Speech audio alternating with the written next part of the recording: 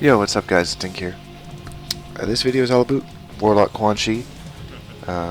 Been working on a guide for a while here, so finally able to record it.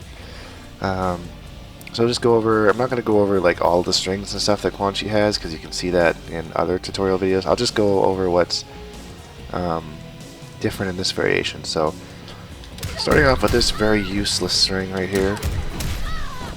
2-1, back 3. It was okay as like a reversal when Quan Chi was like vanilla Quan Chi before he got buffed, but now he's got like a 6-frame down 1 and his portal scoop is sped up, so there's really no reason to use this. It also whiffs really bad in the corner, which is weird. You see his foot's like way over there, so it makes it kind of useless. I think you're actually punishable for a wake up. That's just a funny thing. What he does get that's useful though is his portal kick, the kick in the butt move. So your full screen, and it is guaranteed off the skull, or EX rune of course. You can do your combo with EX rune for 18, or you can do EX rune and the kick in the butt, 19%. And the interesting thing about this is when you hit them with the kick in the butt move, if they tech roll, they tech roll away, which is funny because it's kind of weird how it works. Where's the roll button? So you see, they roll backwards. So that actually, if you tech roll that, it's a bad thing because it puts them back full screen again. Because you kick them closer, and if they tech roll right back full screen again, and then you can start your zoning. So that's something interesting to be aware of. Oh, whoops, not random. I hate that random option because I always just turn it on or off. So with his zoning, he's got a guaranteed, of course, like that, or you can do skull. Skull, if it's blocked, guarantees you the EX rune. Not run. What are you doing? There you go. So you can do that. So skull, EX rune, kick in the butt. And if they block it, I usually throw mid rune out because they usually try and run or do an advancing move. But that's how it reads, and that's more gameplay. This is more about the character, so really good tool for zoning. One of the reasons that this variation is kind of worth it. The only thing that I would be kind of wary of is like if people choose to run because it's a whiff. I'll see if I can show you here real quick. Let's do a couple kick in the butts here.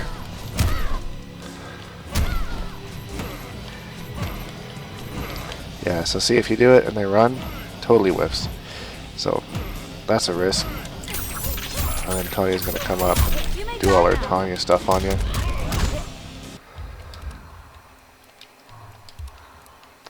But the main reason that you're going to pick up this variation is for the armored reversal, which is that one here. So it's 11 frame startup. It is unsafe on block, so it is full combo punishable, so keep that in mind.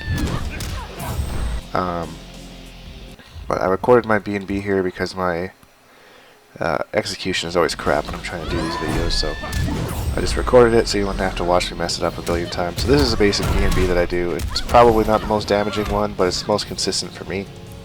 So 31% off an armored reversal. That's not too bad. You really want to learn every matchup in the game and how you can abuse this move with every matchup in the game. Even though you only pick it for certain matchups, like honestly I think that Quan Chi, if you're trying to play a complete Quan Chi, if you play either Sorcerer or Summoner, you only need Warlock for Kobujutsu Tanya and Sun God Kotal Khan. Alternatively, maybe Dragon's Fire Liu Kang, but I feel not too bad with Summoner. Just more of a 50-50 kind of thing.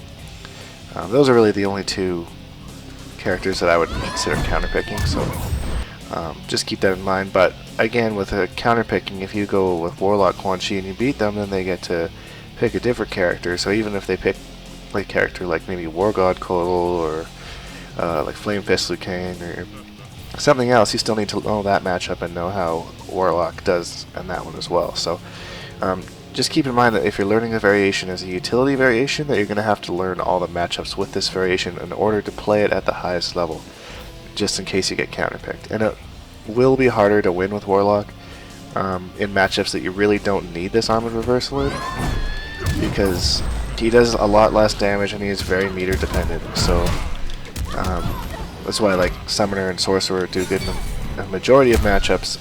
Warlock would only be for matchups that are really difficult. So so having said that, next move is the Portal Stab, which grants you a free 50-50 mix-up. It's also a standing reset. I think I have a video here of me doing it. So this I believe is 2 bars. So a bar for the scoop, and then a bar to end it. Portal grab. So 32% plus a throw. So that's what, 44% for 1 bar, or 2 bars. Sorry. But you can also, you know, just do like a raw overhead trance or a back 3-2-4 after the portal stab. It gives you 50-50, so there's 50 or 25-25-25, I guess, because you got overhead, low, and then forward throw, and then back throw. So, you know, it's a 4-way guess on what you're going to do. They actually took that out at one point, but then they put it back in because, let's face it, Warlock really needed it. The portal stab was useless without being able to throw. Because, I mean, unless you can do back 2 EX Rune after that, that's 3 bars a meter for that. I mean, of course, you could start it just with the low or the overhead that Quan Chi still has, but in the corner he gets a little bit more damage with this reversal. I'll show you here. This is just my basic B&B. Again, there might be some more that are no better to use, but that's just the one that I prefer to use. On the 1-4-1 knockdown on most combos, you can go for the portal grab, whiff, just to build some more meter, or you can just end it in portal grab. It's up to you. Sometimes the portal grab doesn't work depending on how you do the combo, like right there. It'll whiff, but because yeah, he is really meter dependent. So here's a corner combo with 2 bars ending in the portal stab, and then I go into a mix-up, so 37%, and then I get the low. Drop that combo, but you know, another 14%. Forces them to guess. In the corner it's a little bit better because you don't have to run to do the low or the overhead. You're right up next to him, so it's not really a big issue. So the main thing is using this reversal. So I'm going to set the AI, since we love Tanya so much. So do that. So she can stagger this. So you need to know where the holes are in matchups. So right there you can armor, get your armored reversal. And just for trying to do a string, she eats 31%. So you need to know where the gaps are in pressure and stuff. So that's a good one. And also armor after the last one. You just have to be careful if she stops it right there, right? That, you know, it can be full combo punishable. So that's really, like, if you want to use this variation, it's not really about like the biggest combos or the resets or anything like that. It's really about knowing where to use this armored reversal, because it is one of the best in the game. It's quick, it's a low, so it's really hard to be multi-hit out of it. Other than Liu Kang's back 1 maybe, there's not really a whole lot of moves that will hit him out of it.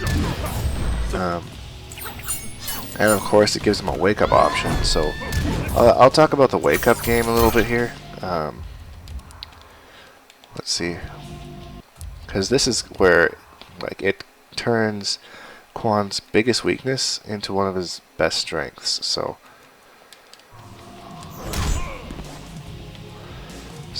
Tanya knocks you down. Tanya knocks you down again. So Tanya knocks you down. I'm missing it. There you go. So of course, it's the obvious choice. Armored wake up.